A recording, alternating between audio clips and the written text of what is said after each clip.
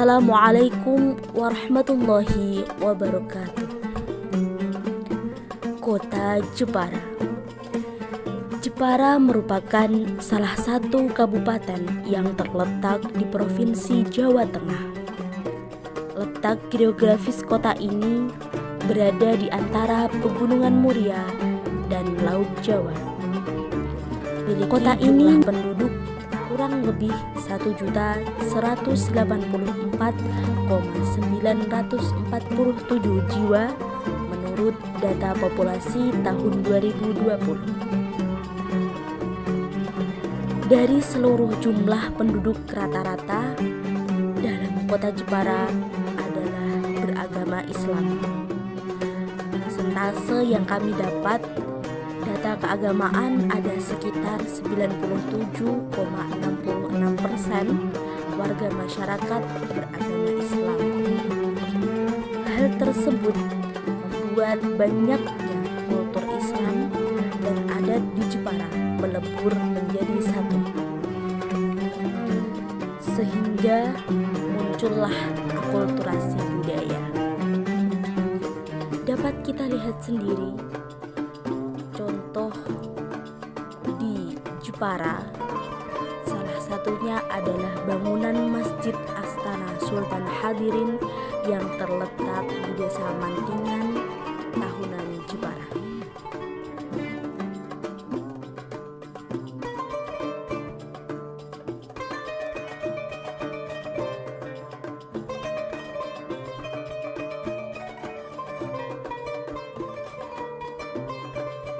Assalamualaikum warahmatullahi wabarakatuh. Bertemu saya di sini Zahri Amin Syafiq. Di sini saya berada di Masjid Mantingan. Nah, ini ada salah satu pengunjung Masjid Mantingan yang kita akan wawancarai. Dulu ya Mas, namanya siapa ya Mas? Muftahuddin. Asalnya dari mana Mas? Dari Sulawesi Timur Mas, Pagi Saji. Oke. Di sini saya mau menanyakan Mas tentang Masjid Mantingan. Dari pandangan Mas sendiri tentang Masjid Mantingan ini seperti apa ya Mas? Masjid ini tuh saya kira itu sangat unik karena memiliki 3 percampuran arsitektur dari Jawa, Islam, dan Cina. Jadi sangat luar biasa sekali ya tentang masjid ini. Menurut Masnya katanya ada 3 arsitektur yang campuran antara Jawa, Islam, dengan Cina. Terima kasih ya Mas atas waktunya. Mohon maaf, sangat luar biasa sekali dari teman ini. Mohon maaf. Assalamualaikum warahmatullahi wabarakatuh. Baik, kita akan mengunjungi dalam masjid Mantingan seperti apa. Let's go, kita ke masjid Mantingan.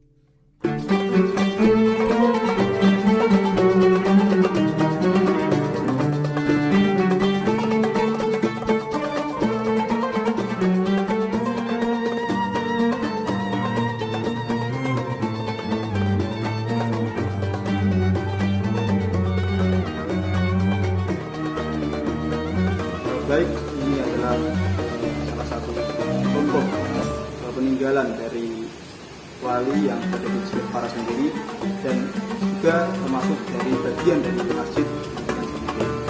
Mari ikuti saya.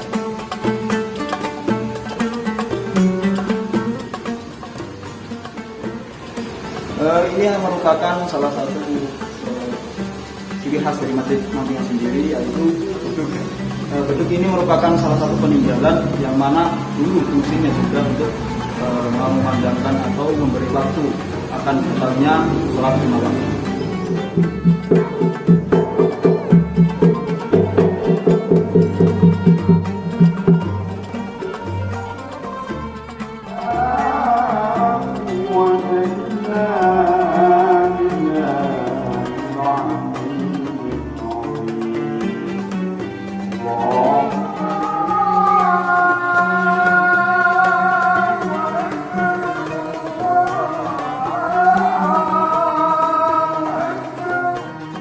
Assalamualaikum warahmatullahi wabarakatuh. Bertemu saya lagi di sini. Setelah ada pembahasan yang pertama tadi, kita lanjut ke pembahasan selanjutnya, yaitu membahas tentang Masjid Mantingan sendiri itu bagaimana sejarahnya. Nanti kita akan mewawancarai salah satu imam Masjid Mantingan yang bernama Bapak Ahmad Slamet selaku imam Masjid. Ya, sejarahnya kenapa Jepara terkenal dengan kota Oger? Bahwa kota Oger itu dari satu versi dan ada bukti peninggalannya adalah peninggalan monumen-monumen itu ini adalah bahannya dari Cina.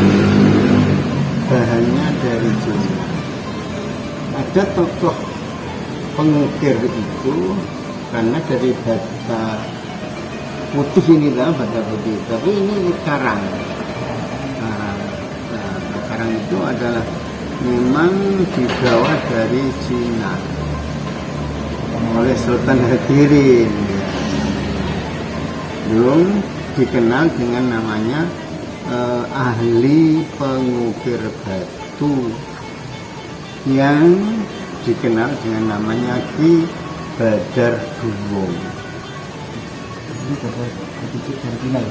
Iya, jadi bahan-bahan itu adalah diekspor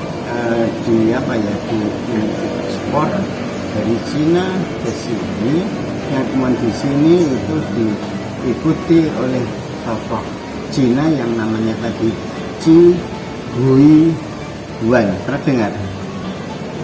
Iya, Ci Hui Wan.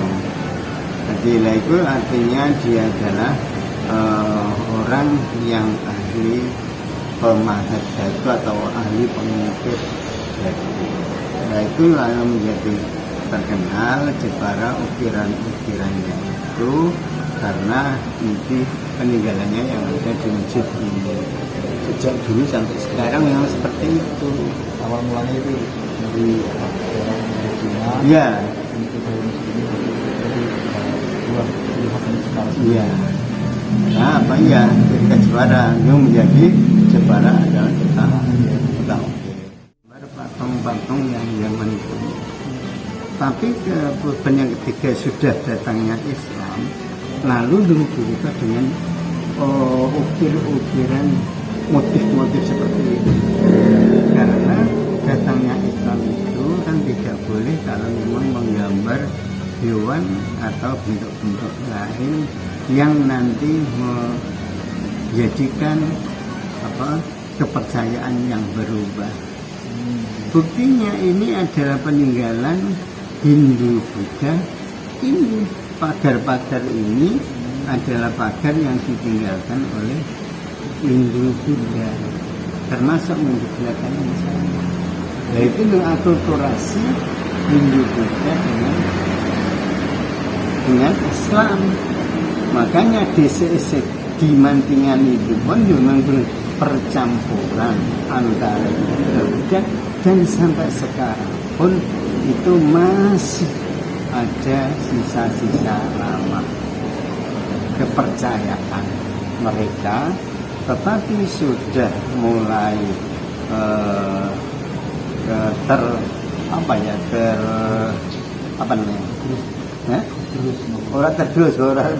tergerus. Mereka orang-orang yang masih terpengaruh dengan kepercayaan Hindu, kepercayaan yang sesajen itu adalah mulai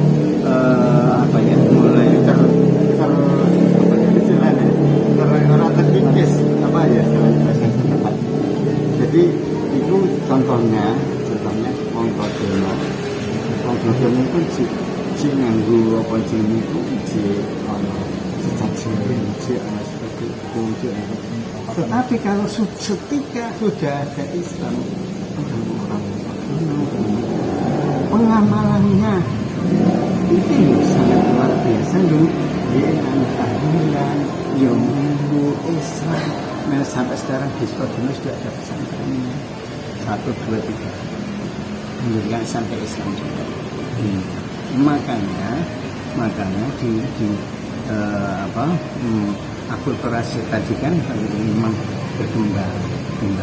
Nah itulah yang saya katakan namanya karena perkembangan Islam yang terpengaruh dengan animisme dan Hindu dan animisme dengan Hindu itu, maka memang perjalanannya secara evolusi, bukan revolusi. Tolong dipahami. Jadi kenapa saya katakan perjalanan Islam itu adalah cara evolusi, mau nih Hindu, mau nih animisme, mau nih Buddhisme, saya itu sebelum Islam. Meskipun masih ada orang-orang tua terdahulu yang dia itu mengamalkan sesajen itu, tetapi dia sudah tahlilan gitu loh, sudah Islam masuk. Itu yang saya makan sebagai percampuran akulturasi itu tadi budaya.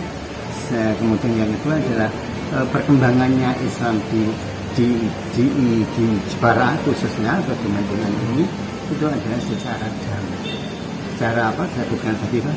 Cara damai atau secara evolusi, bukan revolusi. Nek revolusi itu bicara keras-kerasan secara cepat, ya perlawanan dan cepat.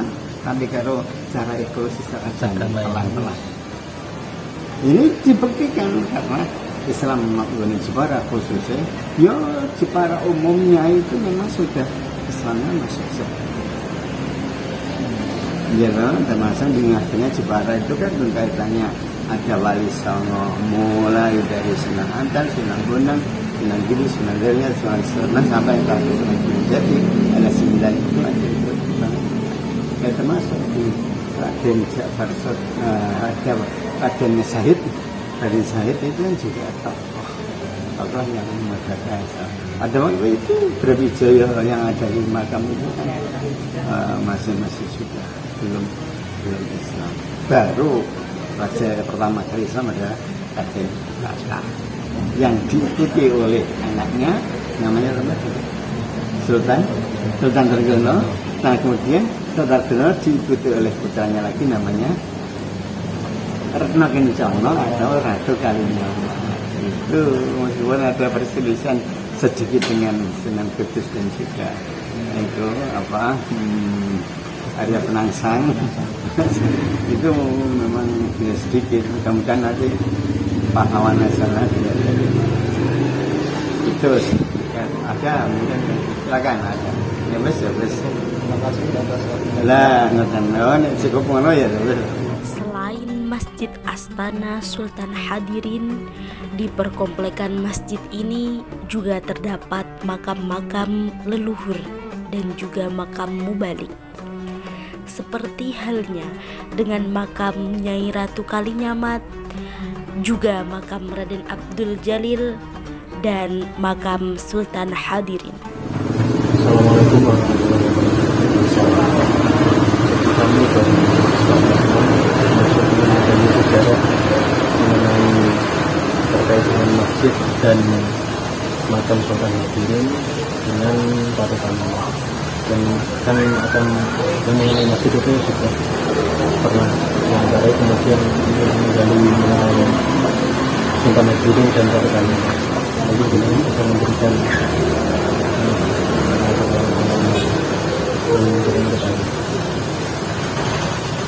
Terima kasih untuk mengucap waktu, karena saya di sini juga nanti bertugas untuk mendengarkannya, sehingga dari poin saja itu untuk beliau Ratu Kalinyamat satu sebagai makamnya dengan di beberapa masjid yang sekarang ini. Kalau kerajaannya kemarin, nah kalau kerajaannya kan berada di Periang sana. Mantingan adalah nama Mantingan itu diambil, ada versi yang mengatakan bahwa kepentingan. Setiap kali ada kepentingan yang mendesak, beliau berdua Ratu Kalinyamat sama Sultan Hadirin datangnya ke sini, munajatnya di sini. Istilahnya kalau orang Jawa itu bertapanya di sini. Tujuannya apa? Untuk memohon petunjuk dari Yang Maha Kuasa Allah Subhanahu wa Ta'ala. Setiap kali ada kepentingan, baik itu urusan agama ataupun urusan pemerintahan, kerajaan yang sangat mendesak, maka beliau datangnya ke sini guna untuk mendekatkan diri kepada Sang Khalik, minta petunjuknya. Nah, maka untuk mengenal sejarah,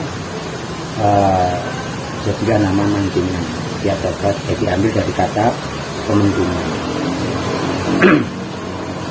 Untuk makamnya, Ratu Kalinyama sama suaminya Sultanadirin di belakang masjid yang ada buntutnya itu, di dalam makam satu ruangan itu ada kurang lebih 11 makam, namun hanya 5 makam yang diketahui namanya.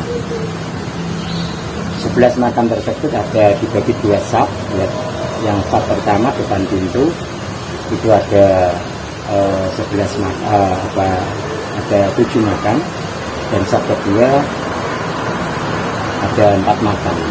Di saf kedua itu yang paling barat adalah Ratu Kalinyama, terus ke timur suaminya Sultanadirin, ke timurnya lagi, sebelah timurnya lagi istri kedua dari Sultanadirin yang aslinya adalah putri Tanjung Sunan Kudus, dan yang paling ujung timur kecil itu putri angkat Kanjeng yang aslinya adalah putri Pangeran Hasanuddin Jansen.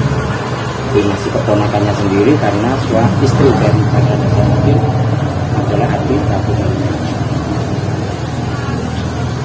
Untuk Sultanadirin, beliau nama aslinya adalah Raden Tayyib, putra kedua dari seorang raja Tiada yang bernama Ali Muhayyad Shah. Dari ayahnya mengendaki yang menjadi putra mahkota bukan putra yang pertama yang bernama Raden Tayyib, akan tetapi putra yang kedua yaitu Raden Tayyib. Kenapa demikian? Karena menurut sang ayah, sang raja tersebut, Syekh Ali Muhayyad Shah, tidak pantas kalau anak pertama diangkat menjadi putra mahkota. Karena apa? Punya watak dan kepribadian yang jelek. Menurut sang ayah, jadi tadi kurang pas dan mungkin tidak membawa kemakmuran atau kemajuan dari kerajaan itu sendiri, tapi maka akan menjadi kehancuran kerajaan. Sehingga sang ayah mengendaki putra yang kedua yaitu Raden Tayyib menjadi putra mahkota. Dan hal itu berhasil. Raden Tayyib putra kedua itu berhasil naik takhta menjadi seorang raja menggantikan sang ayah tersebut. Tapi karena dikudeta oleh sang kakak, akhirnya dengan sukarela setelah berkuasa kurang lebih 1 tahun, ini dengan sukarela dan rendah hati ikhlas menyerahkan tata kerajaan tersebut kepada kakak. Setelah diserahkan, beliau memilih keluar dari Aceh merantau sampai ke Campang, yaitu di Cinakamboja. Tepatnya di Campang tersebut, karena nasib mujurnya beliau diambil anak angkat oleh seorang fatih dari kerajaan Campang tersebut yang bernama Ciwidua. Suatu ketika ada kejadian mahkota sang kaisar ini pecah, dan untuk perbaikan mahkota tersebut ditugaskan kepada sang patih, yaitu ayah angkat Raden Tayyib. Dengan jatuh tempo yang telah ditentukan oleh raja, taruhannya adalah pala. Sampai mendekati jatuh tempo yang diberikan oleh seorang kaisar tadi kepada sang patih, yaitu ayah angkat dari Raden Tayyib, belum menemukan seorang ahli yang berani memperbaiki mahkota sang kaisar. Nah, melihat kegelisahan sang ayah, akhirnya Raden Tayyib memberanikan diri, bertanya kenapa ada apa gerangan kok ayah gelisah. Sehingga ceritanya menceritakan tentang perbaikan bulan itu tadi dengan taruhan kepala. Akhirnya Raden Tayyib meminta izin kepada sang ayah angkat tadi untuk memperbaiki. Atas izin Allah, dan karomah yang telah diberikan kepada beliaunya Raden Thayyib, mahkota berhasil diperbaiki dalam waktu 1 malam dan hasilnya sangat menakjubkan, lebih indah, lebih elok dari yang aslinya, dari semula. Nah, karena Raden Thayyib tidak mau disanjung-sanjung, tidak mau dihormati ataupun yang lain oleh Sang Kaisar, akhirnya beliau keluar dari Aceh setelah memperbaiki mahkota tersebut dan mendaratlah di Jepara. Jepara saat itu yang menguasai adalah Ratu Kalinyamat. Maka beliau terus mengajak Ratu Kalinyamat dengan tujuan ingin mencari pekerjaan hanya sekedar untuk bisa makan setiap hari. Ya, terus tadi menemui Ratu Kalinyamat hanya sekedar minta pekerjaan dengan harapan bisa makan setiap hari. Nah, lama-kelamaan Ratu Kalinyamat curiga. Kalinyamat curiga. Dengan kecurigaannya tersebut, maka akhirnya Raden Thayyib dipanggil sampai beberapa kali. Beliau tidak mau mengakui jati dirinya. Bahkan konon sampai dijebloskan ke dalam penjara. Pada saat itu sebagai perawat kuda, dijebloskan ke dalam penjara, dan suatu malam Ratu Kalinyamat melihat dari kamar Raden Thayyib tersebut ada sinar ke atas berwarna putih, sehingga akhirnya dipanggil secara pribadi dan akhirnya Raden Thayyib bukan mengakui siapa jati dirinya. Setelah tahu siapa jati dirinya Raden Thayyib tadi, salah satu abdi kerajaan yang bertugas sebagai perawat kuda, akhirnya Ratu Kalinyamat teringat akan perkataan ayahnya, "Cucu kamu besok itu bukan orang pribumi." Akhirnya apakah ini melihat sikap kepribadian, keseharian Raden Thayyib itu diamati terus, dan akhirnya teringat perkataan sang ayah. Terus Ratu Kalinyamat dibagi, apakah ini nanti cucu saya? Nah, lama-kelamaan ada timbul perasaan suka dan akhirnya diambil menjadi suami. Nah, setelah itu maka Raden Thayyib bergelar Sultan Hadirin. Sultan artinya seorang raja, Hadirin adalah pendatang. Karena beliau pernah menjadi raja di Aceh walaupun sangat singkat sekali. Nama aslinya bukan Sultan Hadirin, itu hanya gelar. Nama aslinya Raden Thayyib telah dicampa karena sana logatnya tidak bisa seperti orang Jawa. Di sana dicampa Tamjina Kamboja tadi Toyak, Raden Toyak. Sultan Hadirin seorang raja pendatang. Nah, setelah tampuk kepemerintahan Jepara yang dulunya dipegang oleh Ratu Kalinyamat, setelah punya suami, diserahkan kepada suaminya yaitu Sultan Hadirin tadi, Raden Thayyib. Akhirnya Ratu Sultan Hadirin ingin membalas jasanya kepada ayah angkatnya, terus mengirimkan utusan ke sana memohon sang ayah angkat tadi Jiwiguan dimohon untuk berkenan hadir di Jepara mendampingi beliaunya dalam memerintah Jepara. Akhirnya sang ayah angkat berkenan hadir di Jepara dan punya keahlian memahat batu. Keahliannya itu diajarkan di Jepara. Maka cikal bakal seni ukir Jepara dari beliaunya. Setelah menetap di Jawa, maka beliau Jiwiguan tadi punya nama Sungging Dadar Buyung. Makamnya ada di dalam, di sab pertama paling barat yang ada jingkir-jingkir air. Sedangkan untuk Ratu Kalinyamat itu sendiri, beliau adalah putra ketiga dari Pangeran Trenggono. Jadi ya putra Pangeran Trenggono, kalau dilihat dari silsilah yang ada di makam itu ada 6. Ratu Kalinyamat itu anak yang ketiga. Yang pertama laki-laki di Prawoto Kayen sana makamnya. Terus yang kedua kesemuanya di ada yang di Madiun, ada yang di pokoknya daerah Jawa Timur banyak. Yang di Banten itu juga menyebar.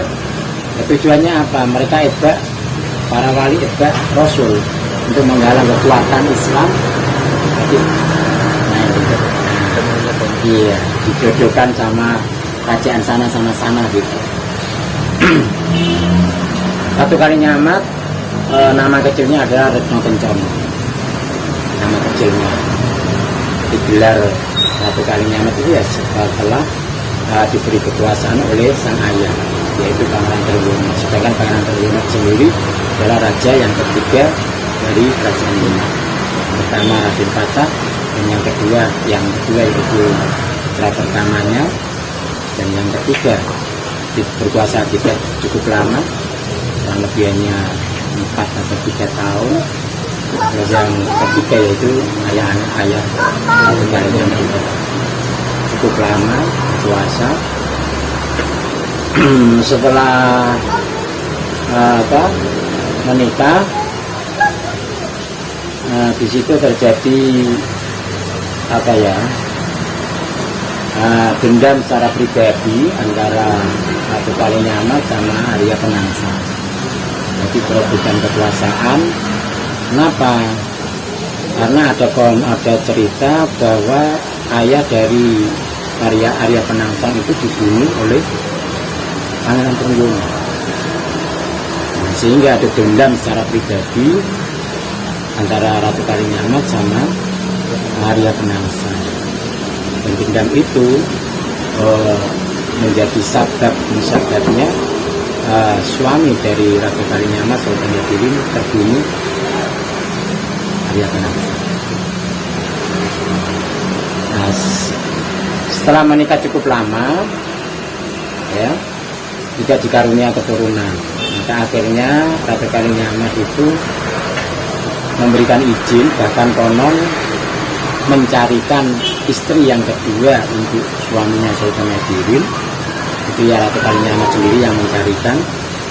Beliau bernama Dewi Murtadiyah, putri Kanjeng Sunan Kudus.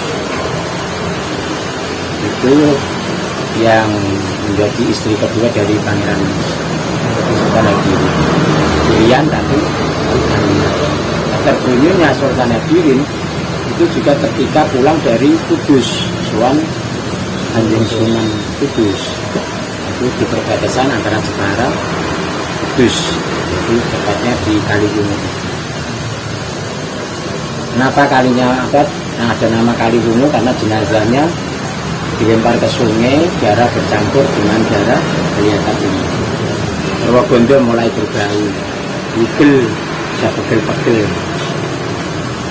ketekian sudah pakai dalam mengusung jenazah. Jadi mantingan ada versi lain, montang manting sudah senggoyoran. Jadi ada dua versi, montang manting tadi atau dengan pementingan. Nah, pemakaman di sini mungkin sebelumnya sudah wasiat, dan tempat ini dulunya dikelilingi oleh air. Maka daerah ini bisa dikatakan semacam pulau. Karena semakin banyaknya penduduk, ada yang diuruk jadi permukiman. Tinggal sebelah utara ini ada sungai. Nah, singkat ceritanya ya Mas ya, untuk setelah terbunuhnya Sultan Yadirin, maka Ratu Kalinyamat terus melakukan pertambahan yang dikenal dengan istilah tapa wudhu. Itu bukan berarti telanjang berat bukan, akan tetapi melepas pakaian kebesaran seorang ratu. Beliau memakai pakaian yang sangat sederhana. Karena apa? Karena merasa hina di hadapan sang khalifah. Tujuannya apa? Menuntut keadilan, memohon keadilan dari Yang Maha Kuasa Allah atas terbunuhnya suami tercintanya tadi. Pertapaan pertama berada di tengah sawah, dari sini kurang lebih 500 meter, di atas batu yang terkenal dengan batu gilang. Belum mendapat petunjuk. Yang kedua, pertapaannya di Tengkol, sebelah utara pendopo kabupaten. Di sana ada petilasannya, ada juru kuncinya seorang perempuan, juga belum dapat petunjuk. Dan yang terakhir di Gunung Donohojo.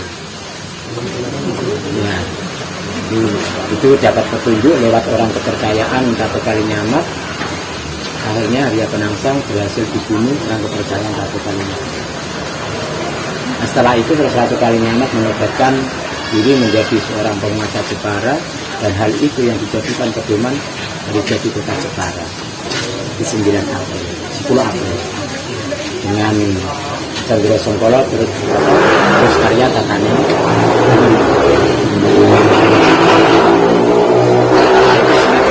Mungkin kalau ada yang masih ditanyakan mengenai sejarah macam-macam di Cirebon berdiri sama Kanjeng Sunan Ampel.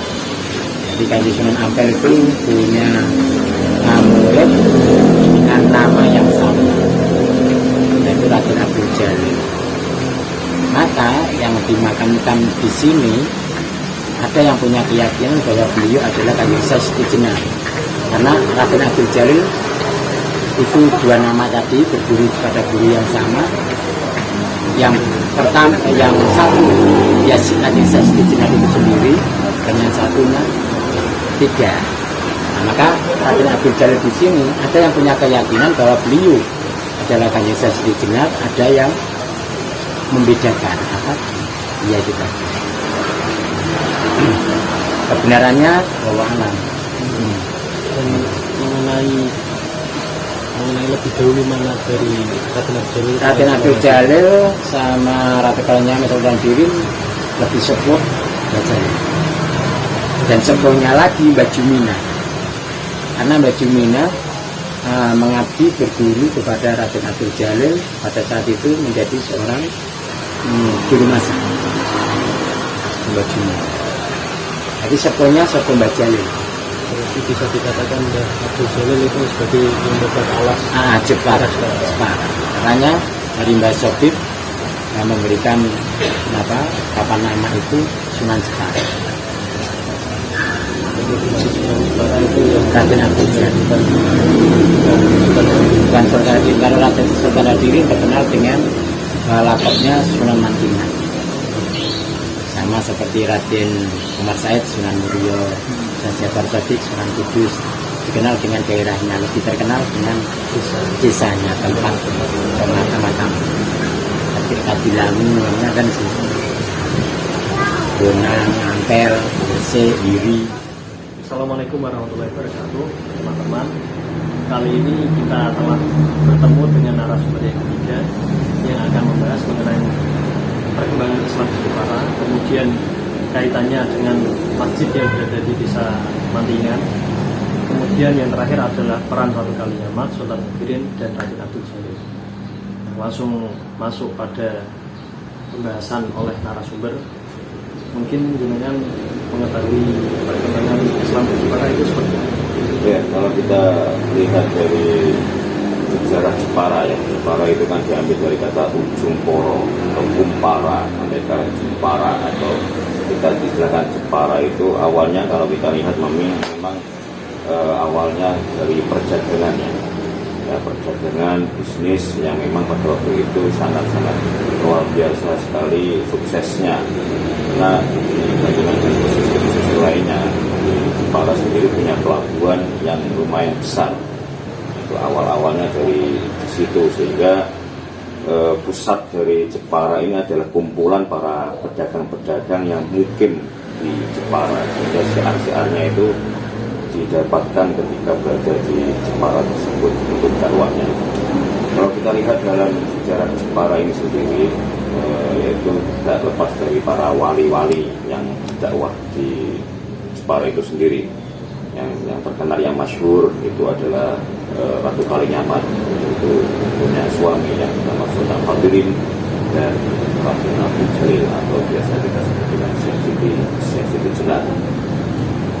Itu awal dari perkembangan Islam yang ada di Jepara itu. Memang kalau kita lihat dalam sejarah itu dari perdagangan bisnis, ya, karena di Jepara itu punya pelabuhan yang lumayan, ya, besar sekali.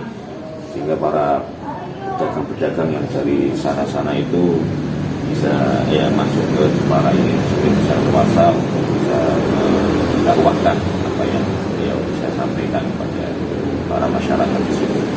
Dan kita lihat dalam sejarah sedikit pada abad 15 ya, itu Islam itu sudah banyak masuk ke Jepara ya. Dan kita tahu bahwa dulu di Jawa ini kan sebelum masuk Islam itu ada agama yang lain ya, sebutlah Hindu, Buddha, yang mana di situ masih apa namanya ada kasta-kasta gitu.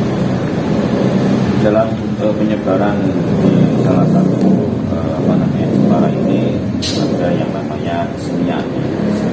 Dan kita lihat sampai sekarang itu masjid Nantingan itu kan ada perpaduan akulturasi ya antara Muslim dengan Cina ya. Kalau kita lihat dari estetika seni itu ya, kerajinan itu kan dari sejarahnya itu kan memang kalau kita lihat apa namanya itu dari ayah angkatnya Sultan Hadirin ya.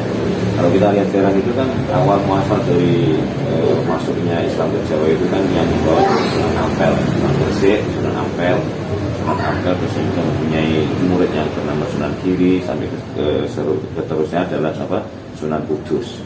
Nah, Sunan Hadirin itu adalah salah satu mu'alaf yang datang dari Aceh ya, Tiongkok ya, yang terdapat di mana kelahiran itu akhirnya diislamkan oleh Bapak Sunan Kudus, sehingga beliau belajar agama itu juga dari Sunan Kudus ya. Sunan Brono akhirnya menjadi mantunya di situ ya, istri siapa Ratu Kencono ya, yang Ratu Kencono itu ya. Jadi awal Islam di Jepara itu pendawanya dikasih oleh pedagang. Iya, pedagang yang luar biasa sekali sebelum kita bisa berdakwah di situ. Langsung memasuki pertanyaan yang ketiga, dan karena kita hubungannya dengan Masjid Astana Sultan yang langsung memasuki pertanyaan yang ketiga, yaitu bagaimana peran Ratu Kaliamat terhadap serta Ratu yang dengan kali di Desa Matingan atau di Kota Jepara. Ya, Ratu Kaliamat sangat berperan sekali, baik itu dalam mempertahankan nasionalisme, mempertahankan patriotisme. Itu beliau juga akhir-akhir ini kan diajukan sebagai tokoh pahlawan nasional ya. Kemarin kita lihat sendiri di pendopo itu diajukan, itu mungkin menunggu dari pemerintah ya, pusat ya, ketika wakil ketua MPR kita Bu Lestari itu kan mengajukan ya beliau, dan didatangi oleh Habib Lutfi dan para tim-timnya, termasuk dosen saya itu Profesor Retno Lukito, Profesor Bun Sunan Kalijogo itu juga dari salah satu tim di situ. Yang artinya apa? Beliau itu memang sangat berperan sekali ketika mengirimkan pasukannya. Ada yang bilang 5.000 pasukan, ada yang bilang 40 kapal hidupnya itu dengan 15.000 pasukan itu ke Malaka hingga melawan Portugis. Jadi peran dari sosok Ibu Ratu Kaliamat ini sudah maju ke depan ya, pemikirannya menjadi poros maritim Nusantara ya beliau. Jadi beliau itu sudah bisa memimpin di zamannya, sudah bisa. Paling tidak Portugis ini ketika melihat kapalnya Ratu Kaliamat ini untuk minder gitu ya. Jadi sosok beliau itu kan sangat ditakuti oleh bangsa Portugis penjajah itu ya. Sehingga beliau itu dijuluki dengan sebutan Reinhard Jepara Senora gitu ya, di Rika itu. Artinya kalau kita diartikan dengan bahasa Indonesia itu adalah Raja Jepara yang dipimpin oleh seorang wanita yang sangat berkuasa dan sangat kaya raya. Itu di dalam buku Portugis yang kemarin diteliti itu ada 8 bukti primer dari Portugis itu yang sehingga bisa diajukan untuk menjadi pahlawan nasional. Ya, kita doakan sama-sama secepat mungkin beliau jadi pahlawan ya pemerintah. Memang jasa-jasanya luar biasa kalau kita lihat dalam sejarah beliau itu. Memang kalau kita membahas Ratu Kaliamat itu merinding, seorang wanita alim Beliau itu hafidh, ya, konon itu hafal Quran. Ya, ada yang menyebut dia itu seorang hafidh dan memang jiwa patriotisme nasionalisme ini luar biasa sekali. Pada waktu itu loh Mas, misalnya seorang wanita ya, luar biasa ya. Kalau dia dalam nasabnya itu memang beliau itu adalah keturunan Raja Brawijaya yang kelima. Raja Brawijaya yang kelima. Ya, dari kita lihat dari Raden Patah gitu, terus Sultan Trenggono. Ya, seperti itu. Kalau kita lihat sejarah lagi itu kan kalau itu kan politik ya, ketika beliau balas dendam ketika suaminya dibunuh oleh suruhannya Arya Penangsang itu ya, atau siapa itu namanya, itu kan karena politik dendam gitu ya, seperti itu. Nah itulah namanya sejarah gitu ya, artinya sifat itu banyak. Kalau saya luar biasa sekali ketika membaca sejarah-sejarah itu penting sekali ya. Memang kalau kita lihat sejarahnya itu Jepara ini kan selalu didominasi pemimpinnya adalah wanita ya. Sebelumnya adalah Ratu Sima, Kartini, itu kan semuanya mendominasi seorang wanita. Dan kita lihat sendiri di Jepara sendiri peran wanita itu luar biasa ya, aktif gitu. Ya, kalau kita dari organisasi baik itu organisasi Islam, masyarakat itu perempuannya itu sangat aktif gitu ya. Ya, dominasi baik itu di struktur bisnis ya, bisnis organisasi ataupun di mana-mana perempuan itu luar biasa sekali. Itu mungkin yang dalam sejarahnya Ratu Kalinyamat itu sehingga memiliki suami yang sama-sama jiwa-jiwa nasionalisme, yaitu Sultan Hamdiri. Kalau dia dalam namanya Sultan Hamdiri kan, Hamdiri itu datang, orang yang hadir, karena dia itu pendatang ya. Itu adalah pendatang dari Aceh ya, Sunan Mugayyad. Dia adalah seorang sultan atau anaknya dari raja ya, Raja Aceh. Bisa dikatakan Sultan Negeri sebelumnya berasal dari latar belakang pangeran. Iya, anaknya. Iya, raja. Memang kalau keturunannya itu kalau tidak ada terah-terah seperti itu sulit untuk memimpin ya. Kalau kita lihat dalam sejarahnya presiden itu juga ada terah-terahnya raja gitu ya, seperti itu. Nah, kenapa hari besar Jepara ini pada tanggal 10 April ya, itu karena melihat dalam sejarahnya Ratu Kalinyamat pertama kali dinobatkan menjadi pemimpin Jepara itu ya pada tahun 49 ya. Dia itu kan memimpin di Jepara itu kan 1549 sampai 1579 ya, itu pada tanggal 10 April, sehingga hari besar Jepara itu jadi pertama kali dinobatkan beliau menjadi pemimpin di Jepara itu. Memang Sultan Hadirin dengan Ratu Kalinyamat sama-sama yang memajukan. Kalau kita lihat membaca literatur itu kan kawasan beliau memimpin kan sangat luas sekali ya, sangat luas sekali. Seorang perempuan ya yang luar biasa seperti itu. Dan itu juga tidak lepas dari memang cita-cita orang tua ya, seperti Sultan Trenggono. Kemudian mengenai para tokoh sebelum berada Ratu Kalinyamat, ada beliau nabi-nabi sulit. Kalau Raden Abdul Jalil atau kita bisa menyebutkan suci benar. Kalau saya pribadi meyakini bahwa itu adalah suci benar. Meskipun punya versi suci benar itu banyak sekali ya. Tapi kalau saya yakini beliau itu adalah suci benar yang hidup pada zaman Wali Songo itu ya.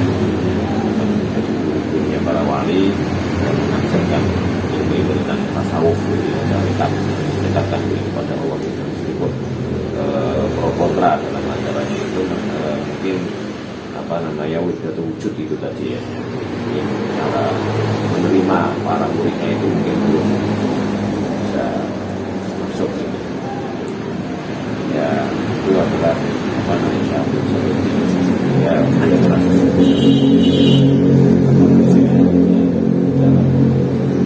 kewaliannya itu salah satu yang diziarahi kalau kita ikut Jepara itu ya Abdul Jalil, saja itu yang pertama kali kita dahulukan dari ziarah ke makam beliau.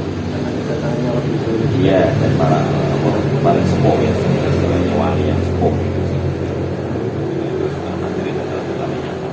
Berarti bisa dikatakan Raden Abdul Jalil itu sebagai yang babat alas di Mungkin kota Jepara. jadi beliau hasilnya itu dari Cirebon ya. Beliau memang kalau kita lihat masalah torikot itu ya, masalah hati, tasawuf ya, tasawuf. Atau lihat di masa mana masuknya di kota Jepara itu kan ada macan itu, macan itu kan macan kurung itu, macan kurung itu kenapa kok macan kok dikurung, itu kan filosofisnya kan luar biasa. Jadi Bang Jeporo itu sebetulnya orangnya hebat-hebat, cuma dia itu mau, dia itu orang Jepara itu bisa menahan diri. Kayak ketika orang Jepara kok mau hijrah, kayak kan orang-orang yang tiba-tiba sukses itu kan jadi karena nafsunya itu ya, menata hatinya itu ya, itu yang terkenalnya macan kurung kan di situ ya.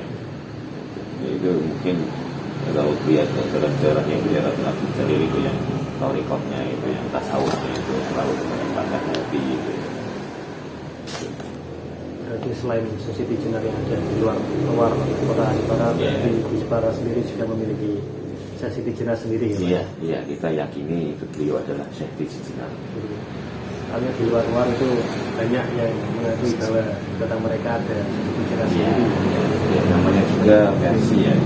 Ya itu harus aku yakini. Sama juga Ratu Kalinyamat, Mas. Ratu Kalinyamat itu juga di Jakarta ada dua makom yang diyakini adalah makomnya Ratu Kalinyamat. Setelah di Jejerah, di Jejerah itu ada ini di keraton itu kebetulan saya punya teman yang di keraton itu cerita dia dapat PR untuk mencari sejarahnya Ratu Kalinyamat yang ada di sini di Jejerah itu. Dan kalau dilihat di Imogiri Kota Gede itu kan ada makam raja-raja, itu juga ada makamnya Ratu Kalinyamat. Itu juga diyakini oleh masyarakat di situ, itu adalah Ratu Kalinyamat. Kalau kita di Jepara sendiri, kita yakini adalah beliau di makamnya Madinah itu sendiri. Jadi versi-versi itu banyak. Kalau saya yakinnya itu di Jepara itu ya, adalah istri dari Sunan Hadirin itu. Jadi ada kekuasaannya cukup luas ya Pak? Luas ya, menurut luar biasa. Iya.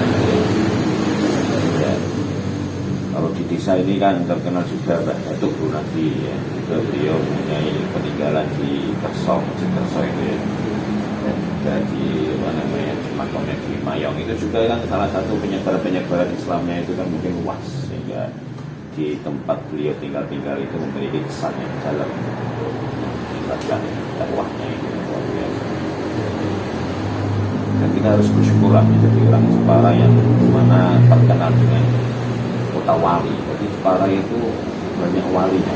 Bahkan ketika nanti menunjukkan itu kita Indonesia itu paling wakil, sandunya paling wakil itu wali itu Yamannya kedua itu adalah Indonesia, Jawa. Dan Jawa itu Jeporo. Karena yang sebenarnya itu Jeporo itu terjadi Jeporo. Ya kita lihat sendiri lah di setiap desa itu kan masih banyak ya wali-wali itu ada 3 atau 4 ya itu. Kalau tidak beliau-beliau yang terkenal itu kita nanti sampai sekarang bukan dari dakwahnya beliau harus bersyukur juga. Berarti sebelum Ratu Kalinyamat dan Sultan Hadirin datang itu Jepara sudah didominasi oleh orang Islam. Ya, itu salah satunya. Raden Abdul Jalil. Iya.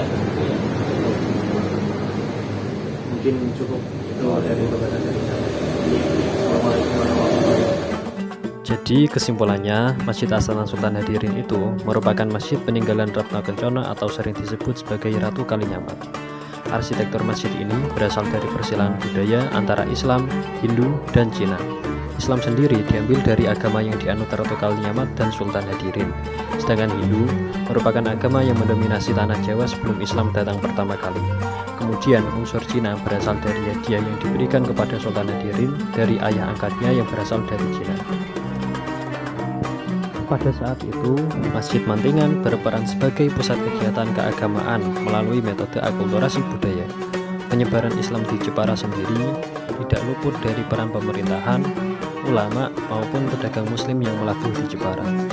Salah satu contoh dari pemerintahan adalah Ratu Kalinyamat dan Sultan Hadirin. Sedangkan dari kalangan ulama adalah Raden Abdul Jalil, yang merupakan penyebar agama Islam pertama di tanah Jepara. Peran Ratu Kalinyamat adalah sebagai pemegang tahta dan memperjuangkan kerajaan dari tanah Portugis, sehingga dapat membantu kelancaran dalam penyebaran agama Islam di Jepara. Terima kasih dari kami, wallahul muwaffiq ila aqwamit thoriq. Wassalamualaikum warahmatullahi wabarakatuh.